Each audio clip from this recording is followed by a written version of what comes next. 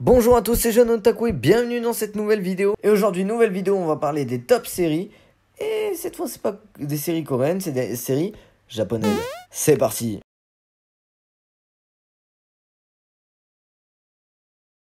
Les garçons avant les fleurs, qui est aussi un manga, Yoko Kyom... Attends, je vais vous le lire. Anna Yori Dango, rien à voir. Qui est fait par, oui, Yoko Kamio. Voilà, je me suis trompé.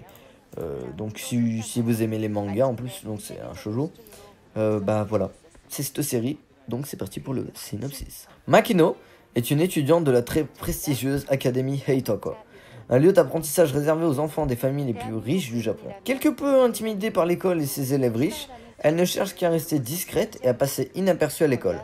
Elle a une amie à l'école, mais ne parle à personne d'autre. Tout bascule le jour où son amie renverse du jus de fruits, ça paraît étonnant, sur la chemise blanche immaculée de Domoichi Tsukasa. Je prends le japonais, il va falloir que je parle bien. Le membre le plus agressif et le plus gâté du groupe appelé Flower Fur, ou F4. Contrôle F4. Ce groupe non officiel est composé des fils à la fois séduisants et arrogants, des hommes d'affaires les plus puissants du Japon. Les F4 sont des brutes sans pitié.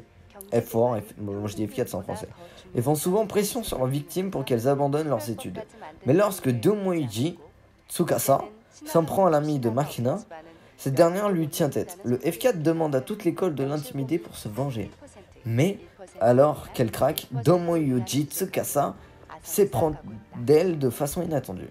Tout à coup, le vent tourne en faveur de Makino, mais les choses se compliquent lorsque Hanazawa Rui, un autre membre du F4, se met à l'apprécier également. Le manga avait eu son succès entre 1992 et 2008, et Le Garçon des Fleurs est un drama japonais réalisé en 2005. On passe au suivant avec le romancier. Kozumiya Ruiko, un étudiant en difficulté, se retrouve dans une situation apparemment insoluble, après avoir causé un accident de vélo où l'écrivain Kijima Ryo se fracture le bras. Haruhiko n'est pas assuré et a très peu d'argent. Il touche le fond quand il est condamné à verser à Ryo une compensation pour le préjudice subi. Or, Ryo estime que si Haruhiko n'est pas en mesure de le dédommager financièrement, il peut l'aider à transcrire un roman qu'il ne peut plus taper à cause de la blessure qu'il vient d'avoir au bras. Haruhiko accepte, mais il est choqué quand il découvre que le roman, c'est un roman pornographique. Attention, moins de 18. Néanmoins, Haruhiko persévère. Et comme ils continuent à travailler ensemble, ils développent une mystérieuse attirance l'un pour l'autre. Comment se terminera le conte érotique de Ryo? L'accident et l'écriture pourraient-ils rapprocher ces deux hommes? C'est à vous de le découvrir. C'est une série dramatique japonaise qui a été faite en 2018, écrite et réalisée par Miki Koichiro. Et ça a 6 épisodes. Voilà.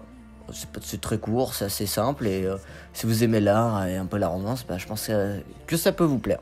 Paradis et enfer, échange d'âmes. Détective ambitieuse au sein de l'unité des crimes violents de la police métropolitaine de Tokyo. Hayako Mochizuki est déterminée à se faire un nom parmi les meilleurs détectives de l'unité. Guidée par un sens aigu de la justice, Hayako a travaillé dur toute sa carrière, ce que ses supérieurs n'ont pas manqué de remarquer. Alors qu'elle travaille sur une affaire de meurtre, Hayako se voit offrir l'occasion de faire ses preuves une fois pour toutes lorsqu'on lui confie la tâche d'arrêter seul le suspect. Enthousiasmée par cette incroyable opportunité, Hayako entreprend d'arrêter le plus grand suspect de l'affaire, Haruto Hidaka, jeune chimiste brillant et entrepreneur prospère. Haruto s'est fait un nom à la tête d'une start-up florissante, mais derrière sa réussite extérieure se cache un esprit malade et tordu, obsédé par le meurtre. Affrontant Haruto, Hayako se prépare à l'arrêter. Mais avant qu'elle ne puisse lui passer les menottes, leurs âmes sont échangées. Désormais piégés chacun dans le corps de l'autre, le tueur en série psychopathe et la détective intraitable sont obligés de travailler ensemble pour trouver un moyen de défaire cet étrange coup du sort. Ce faisant, ses ennemis jurés tombent sur une vérité choquante. Cette vérité pourrait-elle être la clé pour réparer leur étrange destin? Alors ça, je pense que il y en a beaucoup qui vont vraiment beaucoup aimer cette histoire-là. Ça change un peu de ce qu'on a l'habitude de voir du côté japonais. Enfin, si vous regarderez les synopsis des séries japonaises, ça tourne souvent autour de la même chose. Et là, je trouve que ça change un peu et ça ramène du piment à l'histoire de fait qu'ils ont échangé leur âme. Je sais que vous allez kiffer. Conte mystérieux et rebondissements surnaturels, Paradis enfer, échange d'âme est une comédie policière japonaise de 2021 réalisée par Takehiro Aoyama, Yoshihiro Hirakawa et Aya Matsuke. Et ça contient 10 épisodes pour le grand plaisir de nous. Et la dernière série que je vous propose, j'en ai pas proposé beaucoup, mais comme ça je pourrais vous faire plus d'épisodes. The End of the Tiny World, 6 mois plus tard. Il y a 6 mois, Kida, négociateur de la pègre, a vu sa vie basculer, lorsque son ami de toujours et ancien paria Makoto s'est retrouvé mêlé à un complot mortel. Makoto s'était hissé à la tête d'une puissante société commerciale, mais les événements qui se sont déroulés la veille de Noël ont mis fin à tout cela. Depuis lors, Kida continue d'errer sans la moindre étincelle pour l'éclairer. Personne ne semble se soucier de lui, sauf son patron dans la pègre, qui apprécie les compétences inimitables de Kida. Mais 6 mois plus tard, le passé rattrape Kida une fois de plus. On lui demande de s'occuper d'une affaire dans laquelle il n'a pas du tout envie de s'impliquer. Alors, ça peut se comprendre. Mais les choses prennent une étrange tournure lorsqu'il rencontre une femme nommée Michiru, qui le renvoie à ses jeunes années lorsqu'elle dit « Il suffit d'un jour pour changer le monde ». Ouais, c'était Thanos du turfu, ok. La devise d'un ami proche de Kida est un ancien ami de Makoto. Kida n'a pas revu cet ami depuis ses 20 ans et la mystérieuse disparition de ce dernier. Pourrait-elle avoir un lien avec Kida ou son ami disparu? Ça, c'est à vous de savoir. Ah, j'avais oublié de lire, bon bah moi je l'ai vu quand même, mais c'est pas grave. Ça que 3 épisodes, c'est en 2021. Je vous conseille de voir le film avant The End of the Tiny World, parce que soi-disant ça c'est la suite.